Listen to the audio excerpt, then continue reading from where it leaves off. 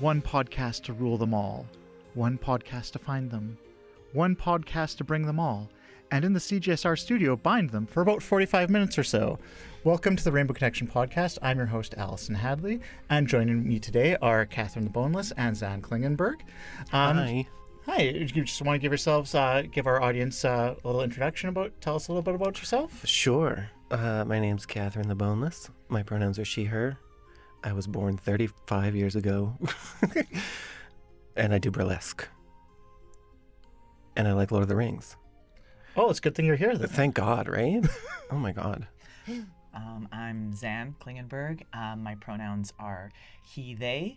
I've been a Lord of the Rings nerd for forever and ever and ever, long before I realized I was also transmasc. So I'm excited to talk about how those two things relate to each other today. Okay, excellent. So I liked your answer better than mine. Okay. It's not a contest. It Katherine. is. They can put your face on my face. And Please that can do. be your... Yeah, I think it would just be fun if on the count of three, we each say aloud the character that we'd most like to talk about that we resonated with in one way or another as we were discovering this piece of media. So let's go on three. So Okay. 1, 2, 3. Grima Wormtongue. Oh, I mean Eowyn. Of course Eowyn. Okay, so I'm so excited to hear why you've resonated with Grima Wormtongue. no, it's Eowyn. I'm always Eowyn. So okay, so Zanne, how about you? Why Eowyn? Oh, yeah. Like I said,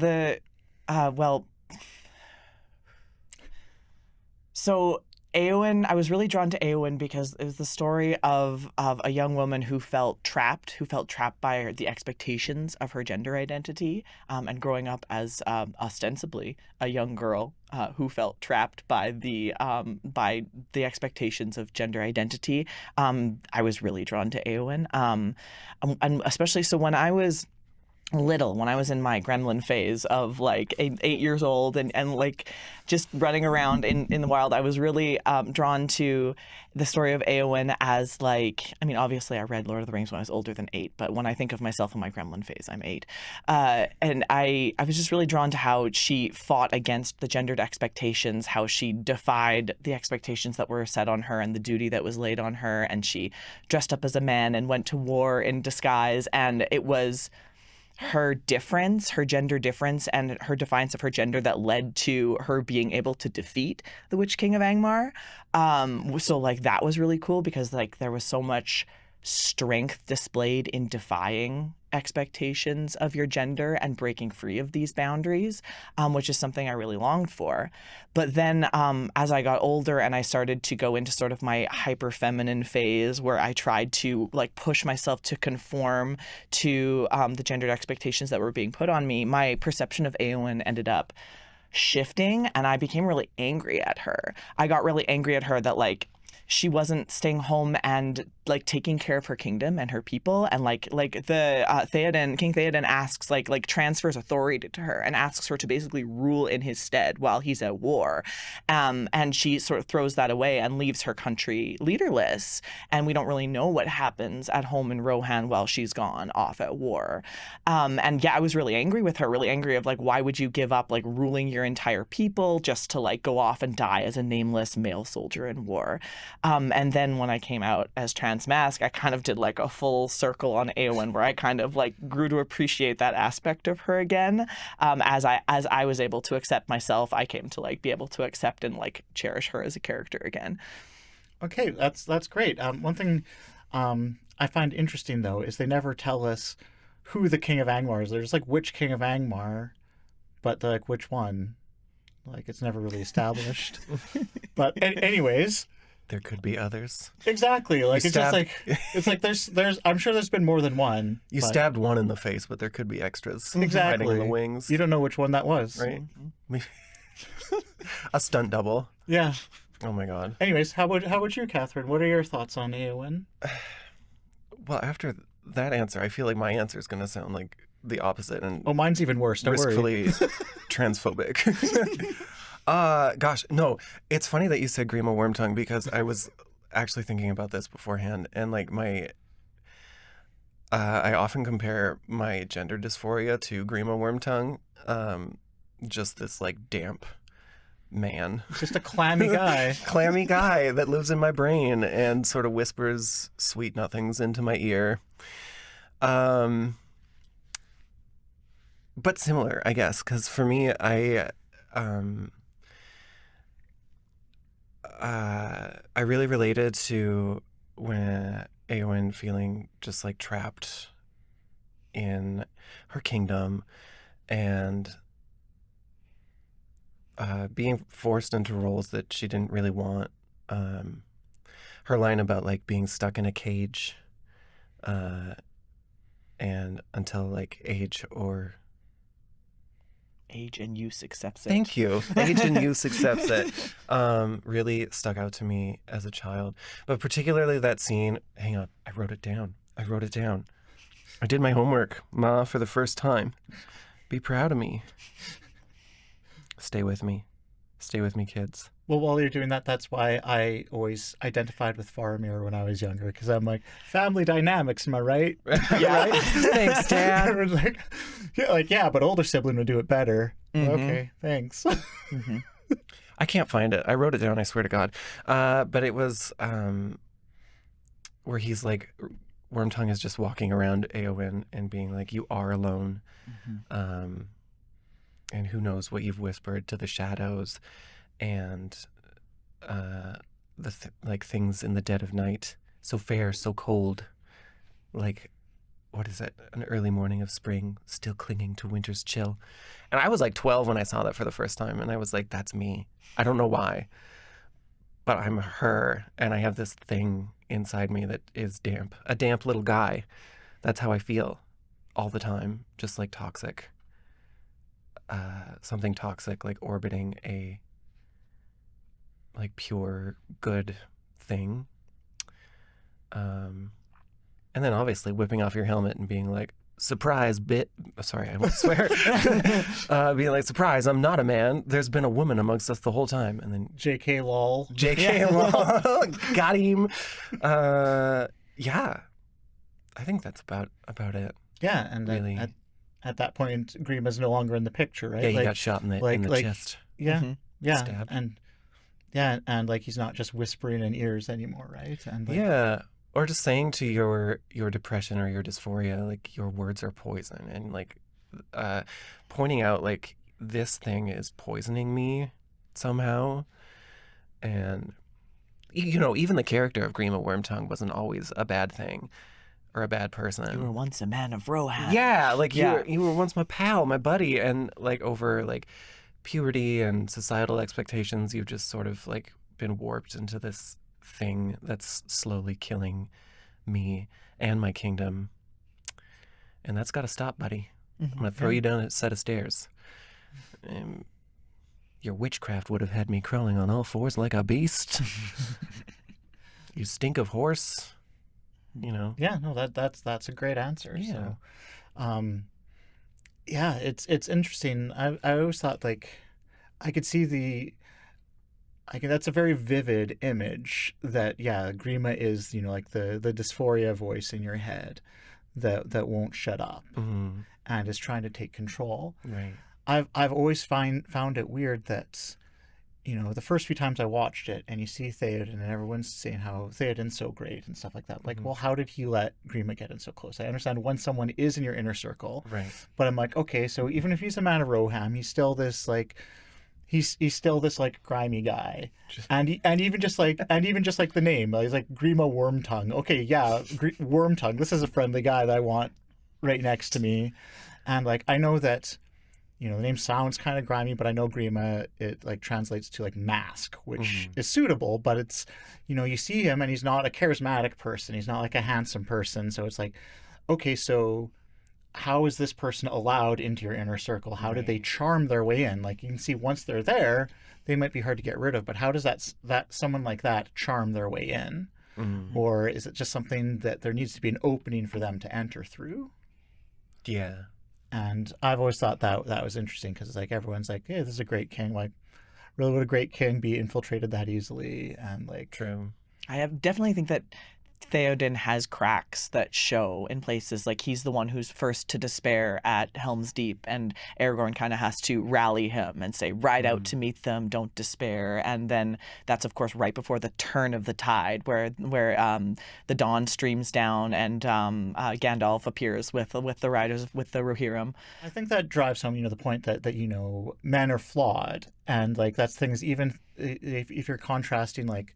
There's a lot of people that like to contrast like Theoden and Denethor, right? And they say that Theoden's the good one, but he's still kind of trash, honestly. There's a lot of flaws in there, and there's a lot of, unresolved trauma, or a lot of, don't question me because I'm the king. And that's why when you have that attitude, when someone like Grima is whispering in your ear, it's like, okay, well, we're just not used to questioning this guy. Like he doesn't allow questions. True. So I think that's an interesting perspective as well.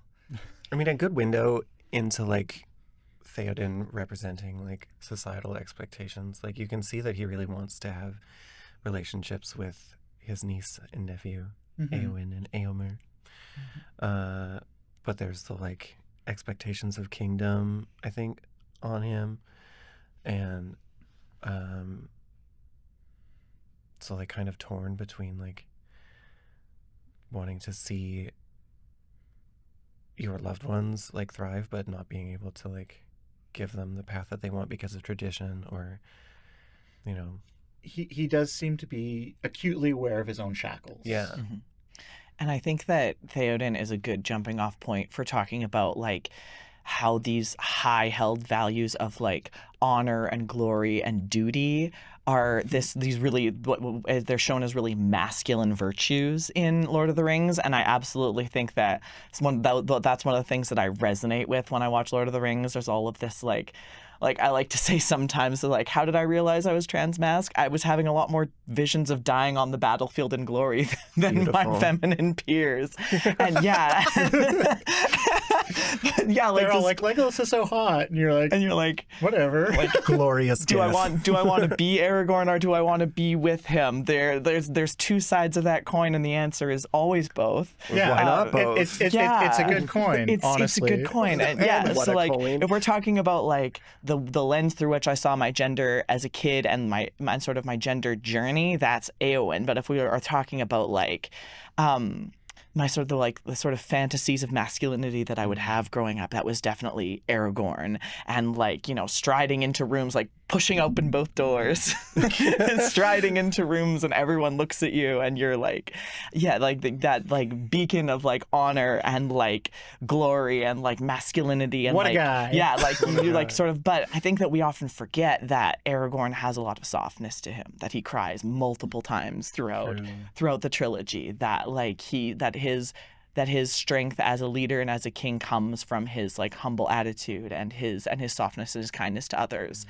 And then and really these like fantasies of masculinity don't serve me in my day-to-day life. In my day-to-day life, me and the other transmascs I surround myself with, our example of healthy masculinity is hobbit masculinity. 100%. We're just a bunch of little guys who like to eat and drink, and we like to smoke long pipes with wizard, blow smoke rings, and like we looking like we want this softness to masculinity, where we a love of things that grow and baking bread and good food and good drink and community, and like why were Sam and Merry and Pippin on this adventure to begin with? They had no stake in it. They could have left at any point. Merry and Pippin were thieving vegetables and fall down a hill and into a like multi-year adventure. This is just what we're doing now. Yeah, they're just like, my friends are here, and but I'm at least here to they weren't take care. dropping any eaves. That's right. But yeah, they're just like, my friends are here, and I'm here to protect them, and I'm here to support them, and I'm here to build community. 100%. Even while I was still in boy mode, like watching and reading Lord of the Rings, it was like a really good example to me of positive masculinity, of just like men being like tender to each other and not being like, you know, when the time comes to like do battle, like they're there, they show up to play. But more time than that, we're like, I'm singing a song about two lovers that can't be together, or I'm giving you a hug, or I'm giving you a kiss, or I'm giving you like a tender moment. Hobbits and men alike, you know, even between like Aragorn and Boromir. That was always special to me. It resonated with me. I'm just like, if I must be a man for now, then this is how I'd like it to be, you know. It's kind of the way to do it, and that's the thing. Like Zanne was saying, is there's like the wholesomeness, there's the tenderness as well, and you know, you can have, you know, some interesting dynamic between like Legolas and Gimli as they're fighting, to say the least, and they don't feel compelled to be like, no homo, but that one only counts as one. Like there's, you know, that vibe that a lot of us pick up on, that it's like, that seems a little more than brotherly, but it's still, you know, kind of, it's a nicer version of masculinity, that it's like, you can do these heroic things. That doesn't mean you have to be cold. Like you have to be cruel. It's like those people who misunderstand stoicism, right? They're like, stoicism 100%. Means I'm just void of all feelings, and like, I'm always right because I don't emote, so how can I be wrong? Yeah, no, it's not what it is at all. Men of Lord of the Rings are not afraid to emote. Yeah. And even the ones that are, you know, not idealized, or the ones that are a little more problematic, they still do. Yeah. Yeah. Denethor still feels the whole range of feelings. He's super mean about it, but you can tell how broken he is by his grief. Well, as someone who had, like, you know, as a child slept with like the Denethor II, son of Ecthelion, steward of Gondor body pillow, like, I object to that a little bit. I'm sorry, please expand on this. I'd rather not. Okay. But again, Zanne, to your point about Denethor. I had more of a point about Denethor? No, maybe you didn't. I think we got distracted by the body pillow. Yeah, I feel like you have to by the body pillow. As host and lady of this realm. Maybe I beseech you. I had a replica of the One Ring tacked up on my bulletin board. Aw. Well, that's very cute. Yeah. And a little more wholesome. But yeah. I had no body pillows. Yeah. Denethor, Eric, none of that. No. I feel like I missed out. That's unfortunate. It is a little. Yeah. I think Viggo Mortensen could read me stories while I fall asleep, and I'd be perfectly happy. Yeah. Yes. I'd also like to go fishing with him sometime. I think that would be an experience. Can we also just take a minute to talk about the fact that, like, elves are supposed to be the most beautiful creatures in Middle-earth, right? And the movie's only casted like 3 or 4 extremely attractive people to play elves. You had Liv Tyler, Orlando Bloom, Cate Blanchett, Of course. end of list. Yeah. They had That's almost all the list of female characters, they had, too, plus Orlando right? Bloom. Yeah. But they had Brett from Flight of the Conchords as an elf. I'm like, what are we doing here? Yeah. There has to be more pretty like, people out. like Celeborn, I'm like, how did you pull Galadriel? Right? Like, we were all thinking it. He must be very funny. Yeah. Yeah. Like, You know? Yeah. you don't see it, but he must be, like, in his own, like, I don't know, like a really dry elfin sense of humor, perhaps. And I don't know in Elrond's defense, he is only half elven. Yeah, like, you know, your human side is really showing in those eyebrows and wrinkles. Yikes, you know? Yeah, my Galadriel was kind of my idealized, like, if I could be anything. I know 100%. I can't. That's not possible. Like, Unattainable. I was so in denial and like dysphoric that I'm like, I had these feelings. I had real strong feelings, but I'm like, I'm not allowed to have those feelings. So like, I'm going to lead into this Faramir/Gimli vibe I've got going on and just kind of roll with that. Like, it's like... I guess I'll never be Kate Blanchett. Yeah, I'll just give up. I'll just sit in the corner here being unloved and be fine. Like, That's the Grima Wormtongue sneaking in. It is, yes. Suddenly I'm all wet. I don't like it. I used to be shiny. Yeah. No, it used to have like a wonderful like a dewy hue, and now it's like you're like somehow you look like you're so dry it's cracking apart, but you're also damp for some reason. Like wet in all the wrong ways. Yeah. And places. Not the ways that we like. Like I like how that's how Lord of the Rings decided to differentiate. It's like, this character is bad because they're kind of damp. Like even in the flashback of Smeagol in his river hobbit home before he finds the ring, he's kind of damp. I mean, he's kind of damp. Like, oh, he's a bad guy. He's kind of damp looking. They've been fishing all day, cut them some slack. It's been a wet day on the river. Yeah, strangled my cousin. You had mentioned, Allison, to your point, you were talking about how there's kind of a vibe between Legolas and Gimli, and we're all picking up on it, and how everyone sort of says the same thing about Frodo and Sam, right? Like, I think that, like, as queer people, when we're not given representation, we tend to read it into places that we can, into those places of like tenderness. And I think that that also comes from a place of there only being the four named female characters of like Rosie Cotton, who we just see at the beginning, at the end. She's just a hobbit for like... She's a prize that is awarded at the end. She's a prize that is awarded at the end for... She's nice. Valor, basically. Oh, I'm sure she's great. I'm sure she's great. But like we know nothing about Rosie Cotton, but we know everything about Sam and Frodo. What are her dreams and aspirations? Right. But we know everything about Sam and Frodo's connection, and we know everything about like the closeness and the bond that they form during this like huge thing. And the same thing with like Legolas and Gimli. They're not even given sort of like, here's someone to be with at the end, no homo. And we see their bond growing from like outright enmity and wanting to kill each other. Doesn't Gimli go to the Undying Lands with Legolas? I'm not up on my Silmarillion enough to know. He does? Thank you. So who knows? Yeah, exactly. Who knows what happens? Well, and like in they the went Undying from Land? like about to kill each other at the first council to when they go to talk to Saruman and Grima after the fall of Isengard. Gimli says, "I've heard enough. Stick an arrow in him." And Legolas goes for his bow before, like doesn't look to the wizard, doesn't like it's just like, yeah, my boyfriend said you're done. Daddy said I had to kill him. That's a good point. Yeah. Honestly, relationship goals. Yeah. Well, so I feel like there's ways in which misogyny and patriarchy that keeps the women out of it and keeps the women's characters as flat. Sort of like, besides Éowyn, we don't get much of like the hopes and dreams and aspirations of any of the other female characters. No, like Arwen is there to be loved and be in love. Yes, Arwen is there to be like the reason for Aragorn's plot moving forward. Yeah, she's, in to use the parlance of our times, ready to be fridged if this was a different story. Yes, She's ready to be motivation. Something terrible happens to Arwen, and that spurs Aragorn on to action, right? So, she's very coded for that. Yeah. And like, back to Éowyn, which I think is funny. I think we could probably talk about Éowyn for more total screen time that she has. Like, we all have strong affinities towards this character, but she was only on screen for 16 minutes. Or like 26 in the extended versions. Yeah. And a whole 10 minutes extra? Yeah, there's a lot, but she wasn't doing a lot with those 10 minutes, but she was there. She apparently had a bunch of scenes where she was defending people in the caves of Helm's Deep, but they cut all that footage out. That is criminal. What an upset. That is criminal. No, that is an offense to the gays. Yes, it is.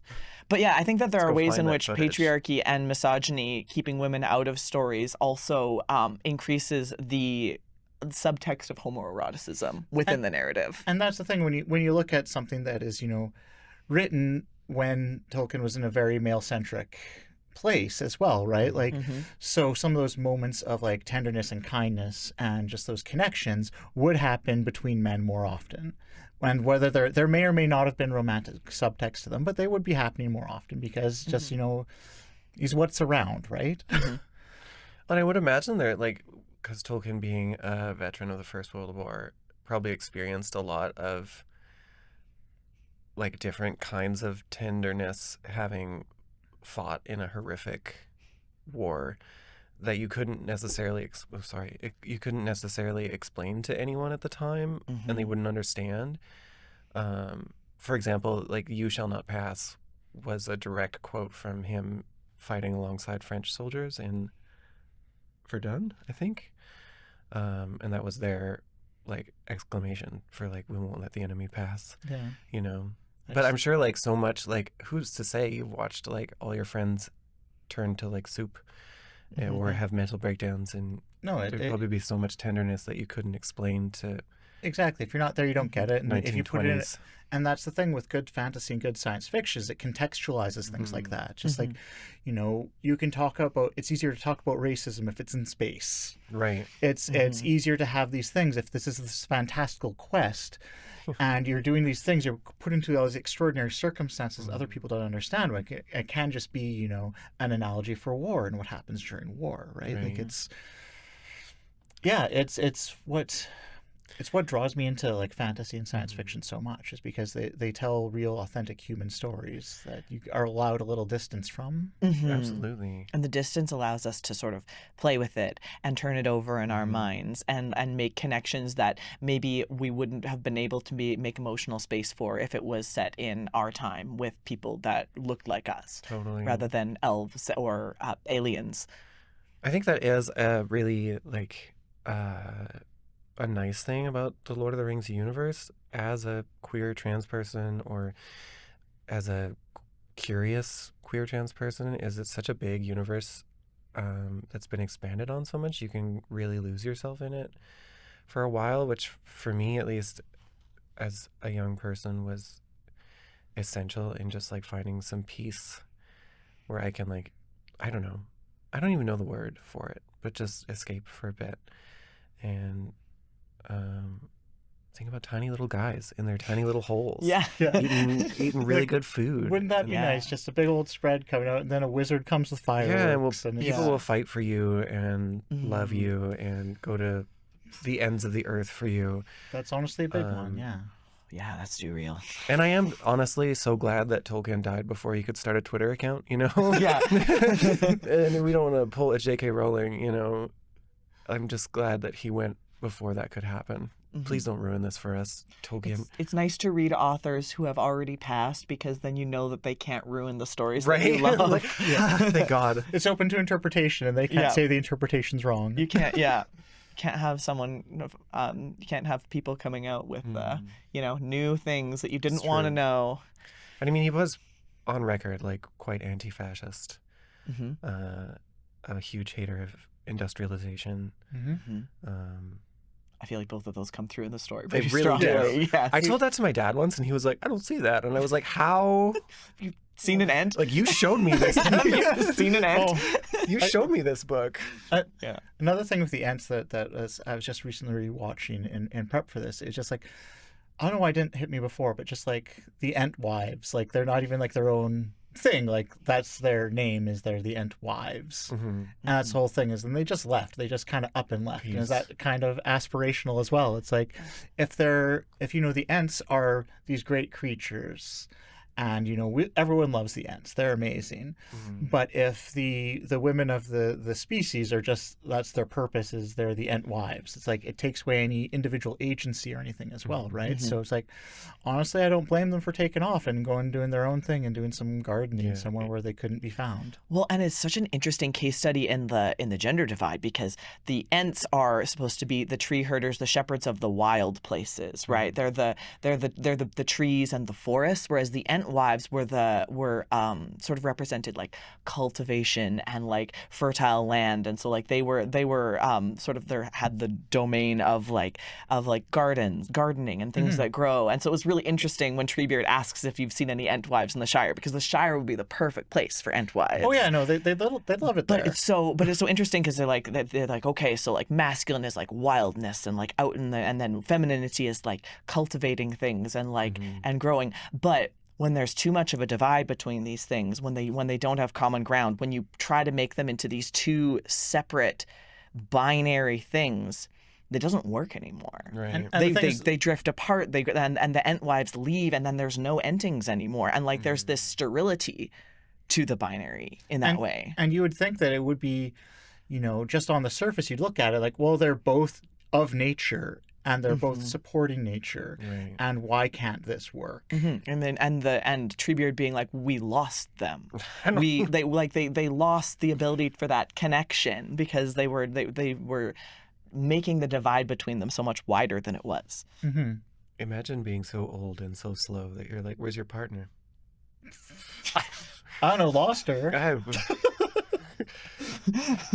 I don't know. Couldn't tell you, honestly. I don't know. We were in Shoppers, then I left Shoppers. And I wanted to go to Home Depot and she wanted to go to Walmart. We never saw each other again. Left on red for 3,000 years. And now there's no Entwings. Yeah. Well, I mean, like, that's a really good point, though, about gender and sterility. And then, which then leads to an easy uptick in, like, the industrialization of the world. And there's nothing to really, because things aren't growing again, or things have slowed down in their growth, that it's easy for people to, like, or creatures to take matters of the earth into their own hands and kind of poison and twist, come with saws and come with axes, gnawing, biting, hacking, burning. Yeah, so you get rid of all the trees just so you can pull some, again, wet orcs from the walls underneath, Yes. right? Honestly, Like, so goopy. They're always so goopy. Yeah. it's like, That's a bad guy. He's so moist. Look how wet he is. well, one thing that I was wondering just offhand is when, there's the line when the orcs like, looks like meat's back on the menu. Like, when have they seen a menu, though? Like, Yeah. Like, But when they're getting line, when they're pulled from the goopy wall, is there like a maitre d' being like, all right, so welcome to life. Here's what we have on the menu. Wine selection is delicious. But I mean, Saruman's pretty fancy. Yeah. I would argue that we only ever see his sort of like stateroom and his storeroom. We don't see his like maybe There's he's a got rota- orc waiters. Maybe. There's a rotating restaurant at the top of their door. It's like you can get a full 360 view of Mordor. Over here we It's have not Mount great, Doom. but we got it. You can see the dead marshes on a clear day. It's really beautiful. But if we're gonna go down the linguistic pathway, like why does anyone speak English at all except because that's what we're gonna understand, right? Yeah. It's true. Fair. What is But yes, it is a great line. But I just like, everyone I watch, I'm like, when have you seen a menu, my guy? could I have a menu? Do you have meat on this menu? We're vegan, actually. Or at a vegan restaurant. I would watch that show. Yeah. There's got to be like a lower decks Right? version of like Lord of the Rings stuff. I would watch I would Yeah. watch that. I would watch 6 seasons in a watch movie, Urukai does restaurant reviews.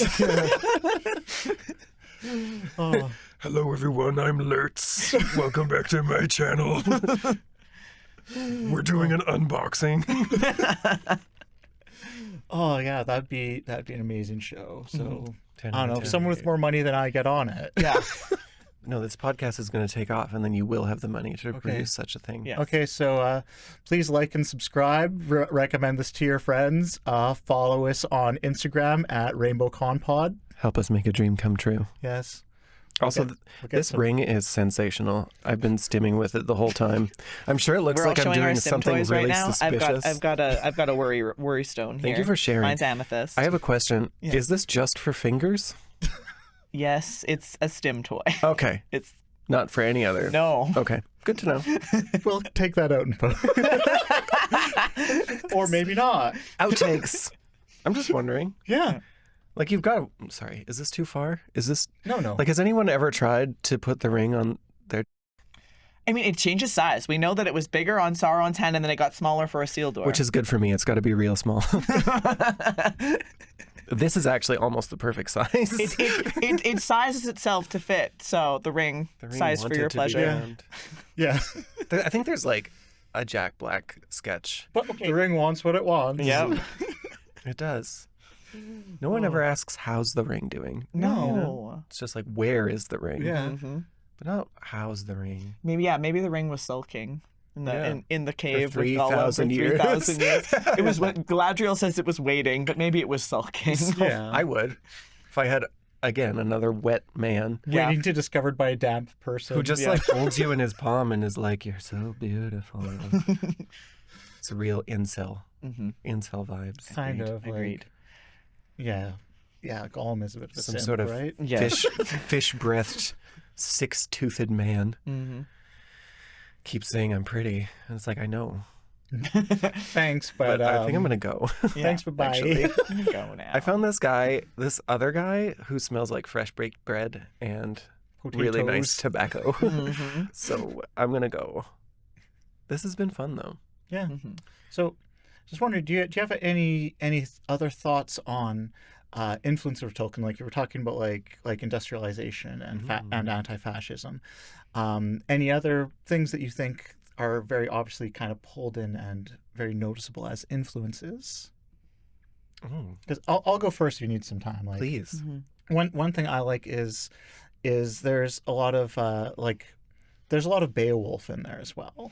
100%. Which he did do essays on. He has a translation of, and honestly, like Grima's basically Unferth, and there's a few other things that is really cool. And I found that I really like seeing where someone, especially when they create a work as large as Lord of the Rings, where they pull all the influences from. Yeah. And as someone who, it's been said that I have too many copies of Beowulf, and I disagree. I have 3, but they're all very different translations. That's a crowd of Beowulf. Yeah. 2 is company, 3 is a crowd. Yeah, That's okay. yeah. But they all have their own merits. Like there's Yeah, Tolkien was a linguist, right? Yes. He a cunning linguist, yeah, one might say. I believe it's Oh, no. the Black speech that's based on Old English. I took a hot second of Old English back in my degree, and there was the one of the things the professor mentioned before reading aloud from Old English is like, this will probably sound kind of familiar because Tolkien used it as a basis for one of the languages in Lord of the Rings. But another one of the notable influence on Tolkien was, of course, Christianity, which was everywhere at the time. I would argue probably everywhere now. But he was a good friend of C.S. Lewis. So Treebeard was based on C.S. Lewis, and he was Was he kind really? of poking fun at his Didn't know friend, that. poking fun at his friend, and they had a rivalry because they wrote books in very different ways, right? With C.S. Lewis having the Chronicles of Narnia and the way that is very much an allegory, whereas Lord of the Rings, there are certainly Christian elements and themes throughout it, so in a way that growing up in a sort of a really conservative household that made Lord of the Rings safe, and I was allowed to read it in a way that, for example, Harry Potter or the what is the series with I can't think of the name, but there were other series with magic in them that were the school that I went to used to take a Sharpie to every single copy of the Scholastic catalog, because there were things that was not acceptable for us to even see and to try to order through the school, that they would be seen as condoning. It's the Golden Compass series. That was the word. That was what I was reaching for before. But that was something that was crossed out of every one of the Scholastic magazines growing up. Fun redacted. Yeah. Fun. Well, yeah, I went to a school where there was an entire section devoted to Amish Christian prairie romance, which is an entire subgenre. Look it up, people. It's out there. What? Yeah, Amish Christian prairie romance. Instead of it's bad. It's bad. I'm looking It's this very up bad. immediately when I get But home. this was a library that I would go to, and we could open up books and not only were books banned, but there were like Sharpie. There was pages taken out of them. There were Sharpie through passages. Even in the Amish romance? So even when they talk, Ezekiel, no. I was supposed to say Ezekiel. So when Abraham's really building a barn down there, then you don't even know about that. Yeah, but the Lord of the Rings were, and the Hobbit and the Lord of the Rings were in our library in full, and that's where I sat in my school library because I was a bit of a nerd. I sometimes would sit alone at lunch and read. What? But I could read the Lord of the Rings books, and there was nothing redacted in them, and they were sort of quote unquote acceptable, but they still had these other themes, these world broadening themes, these horizons and places where I could see myself in them, but I had access to them. And some of the only books you would have had access to. So yeah. As far as fantasy goes, 100%. Yeah. It was Lord of the Rings or pretty much, that's the only thing I guess the Chronicles of Narnia would be the other thing that was allowed, but that one, there was a lot less wiggle room there. It's Lord of the Rings light. Yeah. I agree. Like, I also was raised in a very religious environment, and so Lord of the Rings were like fantasy that was accessible. In the same way, like Tolkien's love of like Norse culture really hit me in a big way. Like, the Riders of Rohan were basically Vikings on horses in his mind, because he had this whole theory that if the Vikings had horses, they would have taken over all of England. But we didn't, so that never happened. We tried our best, though. She says so wistfully. We're this close. Imagine how many fewer transphobes there'd be if the Vikings had just won 100%. England. Sorry. Maybe. See you later, Turf Island. Sorry. Really sorry about that, but you've got to go away now. But just like having like a loose framework of paganism within sort of a Christian religious context, but having them like kind of marry together in a wholesome, uplifting way that you would desire from like community. You know, like you could tell that Lord of the Rings is a story that was made in a bar over discussion with your friend, who C.S. Lewis, also very like deeply Christian theologian, but that they weren't like your view is wrong, but they were like enriching conversations, and I think that meant a lot to me. So it was an ability to explore things about your gender that you were curious about, but also maybe like different worldviews and different religions that later on became very important to me as well. I don't know. And like Lord of the Rings mythology, like the creation story, is very like influenced by Norse paganism of just like you know, beings making other beings and breathing life into them and carving the world out of a giant skull or something. Very metal. It is, yeah. So we need more of it in the world. Yeah. Want to go skull carving after this? I would and see what love to, happens? please. Where does one find a giant in 2025? If only we knew. Maybe the giant. And like to your point about like being able to explore your gender in the Lord of the Rings, but also like just having there be such a representation of feeling different, of just like, even if you can't put your finger on it, if you don't have the words for it yet, as I wouldn't for decades after becoming a Lord of the Rings fan, just that experience of feeling different, feeling like the path that you're on no one else understands, is represented in so many characters, like Frodo's journey and Aragorn's journey and Éowyn's journey. And so yeah, I really felt seen and not so alone. Because Stop it. I'm not gonna cry. Exactly, because like you mentioned being a bit of a nerd growing up, and like unlike you, I was super cool all the time. But I could see how people who were like outcasts would be drawn to like this and other media like that, right? Like, 'cause it's always sort of an underdog story, and like it's very easy to see ourselves in these characters, even though if it's not like a note by note recreation of our lives, right? Like that's, I think, what good storytelling does. 100%. It's about a story about people who feel like outsiders but have great reserves of inner strength and who find community. And that was a story that I absolutely needed to hear as a kid. Absolutely, and that's a very important part of it as well. Is it's not just, you know, I'm the scrappy underdog and I'm gonna win, but you know, no one does it alone. I think that's why no one could have taken that ring to Mordor by themselves. 100%. That like the Lord of the Rings is nice because there are so many characters just within the Fellowship alone, like pieces of them, I think, that you can sort of weave a narrative for yourself through. Like you can, having 9 beings that you can draw from for inspiration in your own story is so important. And what an undertaking too, to write like 9 different points of view and vibrant characters. You know, it's no easy undertaking. No. And so many songs. So many songs. So many songs. I have an audiobook of The Lord of the Rings, and the audiobook narrator sings all the songs, and I'm like, wow, I definitely skimmed these when I read it. Yeah, blah, blah, blah, blah, blah, blah, blah. Goldie Heart and Hand and Stone.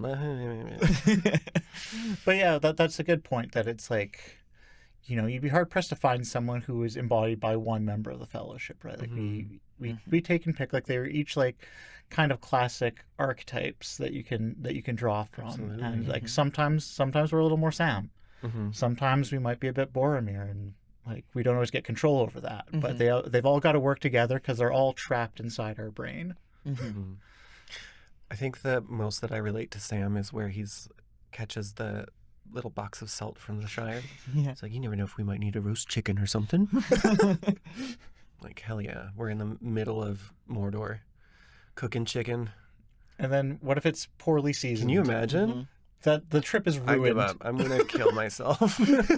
Yeah, I feel like I relate to Peregrine Took Right. more often than not. It's fool of a Took. Oh my God. It's just like, yeah, I made a choice. I made an impulsive choice, and now we are all living through the consequences. Yeah, now they've got a cave troll. Yeah, and now there's a cave troll, and it's all my fault. The fact that hobbits come of age in their 30s or so, so Pippin was like a teenager, the equivalent of a teenager, so just having like a 17-year-old on a quest would be the most annoying thing ever. Right. Stop. No wonder Gandalf hated him so much. And yet, a steward of Gondor. Yeah. Oh my God. I'll just see myself out, you guys. I can't pronounce the words right. Yeah. It rhymes with Condor. What? It does. And he grows so much, right? He grows over the course of it, and like when he finds Merry on the out on the field of after the battle, and he's like, "Don't worry, I'll take care of you now," and he gets him a little blanket, and yeah, it's just my heart at that moment. Yeah. Like, just my little guys. My little guys. You grown-ups, you're so brave. Yeah. That's true. He went from boy to man. Yeah. And we've talked a lot about how, like, I mean, we were just talking about how, like, that inner resistance that you need. I think that there's a lot of the ways in which the queer community and our Lord of the Rings fanship is a way that, I mean, it's a lens that I use for looking at political resistance and political activism, right? The, like, feelings of an overwhelming force set against you and what you do with that. Like there's a moment. Jeez, that's not relatable at all. Yeah, like there's a moment when they muster the Rohirrim, and Aragorn goes off to go through the hill under the mountain, right, to seek the dead and command them, but the riders of Roham see him go, and they say, like, he knows that there's no hope, he knows that we can't win, and they turn to Theoden, and Theoden's like, he's like, we can't win, but we will meet them in battle nonetheless. Hell yeah, like that, just like glorious battle, right? Yeah. Let's go, boys. That's where Zanne activates. Glorious death chant. Damn exactly. right, we will. And there's so many good speeches. There's so many there's so many great battles. But that just feeling of like, what do you do when you're so overwhelmed by the odds? When you're so overwhelmed, when you feel like everything is against you, when you feel like people like that there is such reckless hate out in the world. What can that's another thing. That's another Theoden line. Yeah. What can men do against such reckless hate? You go to the sensory room for a bit, then you gather up your friends. Yeah, and exactly. you make it happen. Yeah, and part of that resistance is fighting, and part of that resistance is drinking and dancing and eating and forming community bonds. And finding out what comes in pints. Yeah. I would like to know, where is the sensory deprivation room in Helm's Deep? In the caves? Yeah, probably. Wouldn't that be so echoey? And there's so many children in there. Oh yeah, there were a lot of children in those caves. But not normally. Oh, normally I just like to go into the caves. That's where I do all my screaming, all my farting. You know. Yeah, the girl just needs some cave time. I just need my cave time. Just don't get too damp while you're in there. The horn Otherwise of Hellhammer Hand. You'll be a horrible person if you emerge damp. Yeah, I know that. Wow, we got sidetracked. Sorry. Your head was Oh my God. But I just love a callback, so I couldn't refrain. Yeah. Honestly, okay, and what I relate to about Éowyn as well is that scene where she's like practicing sword fighting.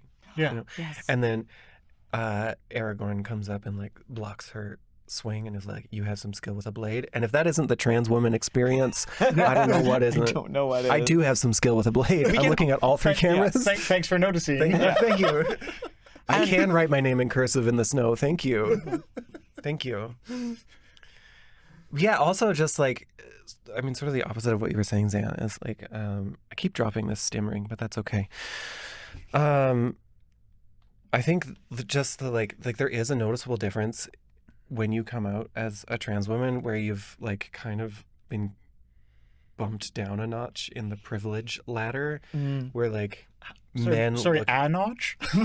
Okay, several notches. Yeah. A fair few notches. Where men look at you and treat you different, like you're somehow softer, even though you're possibly harder than every man has ever been. And I don't mean that in a sexual way, but just like, absolutely. If I'm so soft, you know, then you shoot yourself in the scrotum with a laser 100 times every month and get all your hair removed. Yeah, then get back to me. Yeah. But just like, I don't like... People expect you to like do certain roles, but like, no, I want to go fight, and I too want to die gloriously in combat. And that hasn't changed, but I feel like people look at you like it should have, and like almost to the degree of like, sure, you can be mad at Éowyn for abandoning her kingdom, but like, let's go. Yeah. Is there anything more important than this battle now? And I want to be a part of it, and I need to, and I won't take no for an answer. Even if I have to disguise myself. Well, that's the thing is with the sort of the gender journey, even though I hate that term, it's so overused, but the gender journey of the transgender woman prepares us for battle.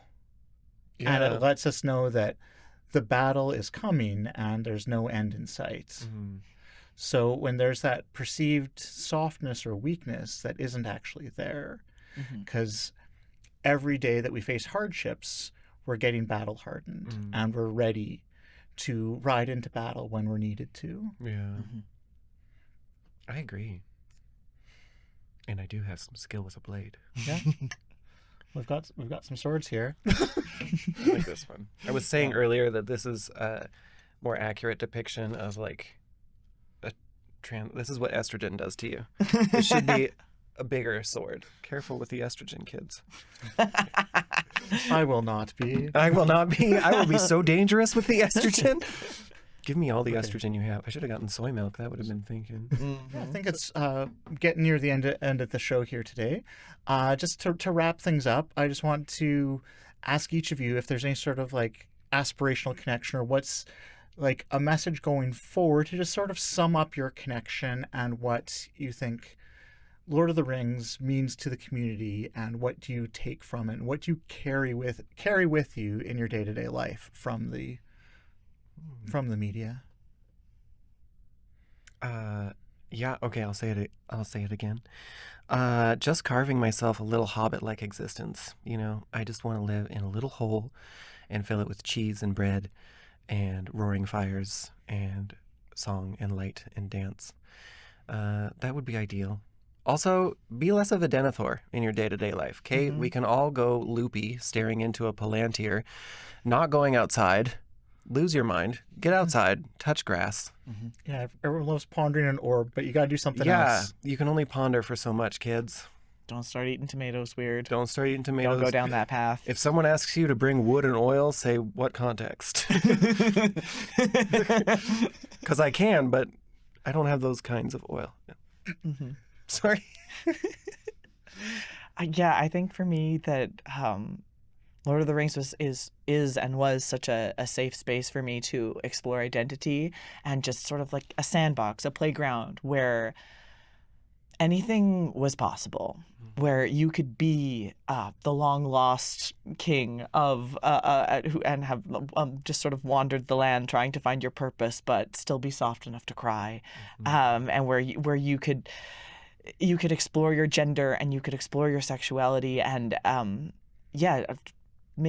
bringing that back into our lives and making the world a safer place to do that too, and a safe place to be soft, a safe place to build community, and care for the people that we love, a safe place to express our feelings and feel the full range of human emotions regardless of your gender.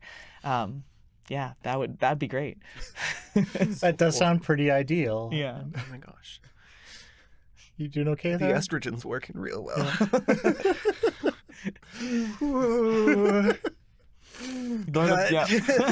Lord of the Rings is one of the few things that can still make me cry. Every on time. testosterone. Every time. Multiple times. I think throughout everyone those has at movies. least a few moments in there that always just get them, right? Yeah, they're remember- usually battle speeches, but you know. Oh my God. To ruin and a red dawn. Grand.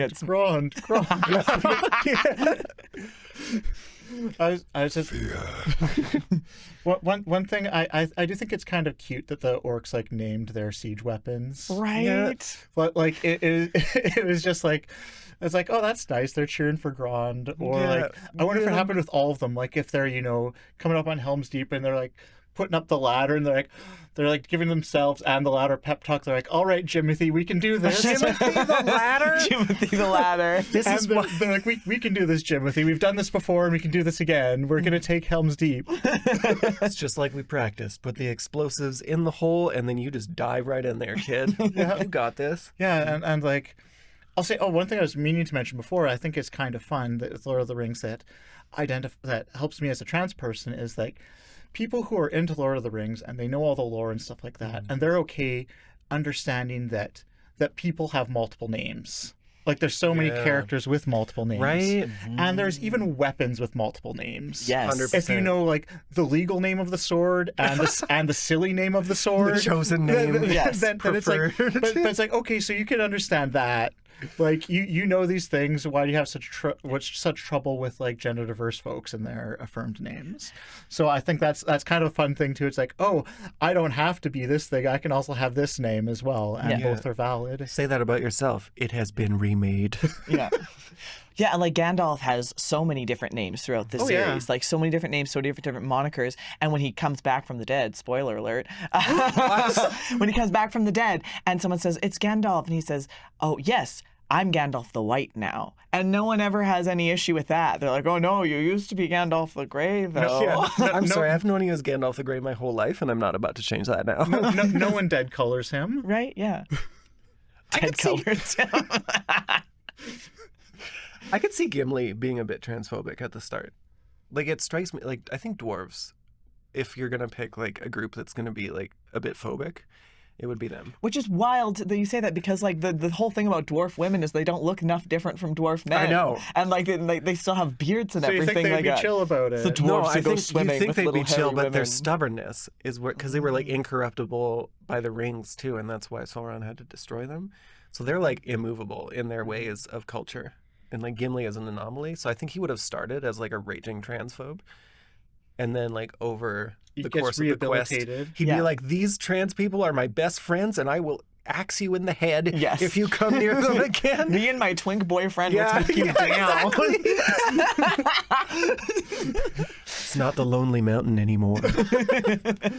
Okay, so for realsies this time, we'll wrap it up. So thank you again. So I'm going to ask you each if you want to, if there's anything else you want to say for last words, or if you want to plug anything that's going on for you right now. So first, Katherine the Boneless. Sure. Follow me on Instagram. It's a great time. You can keep up with my burlesque adventures and my music making adventures, and I also have a link to a GoFundMe to help with my transition fees. I would be beholden unto you forever and ever and ever if you could help support me in that journey, in my own quest to destroy the One Ring.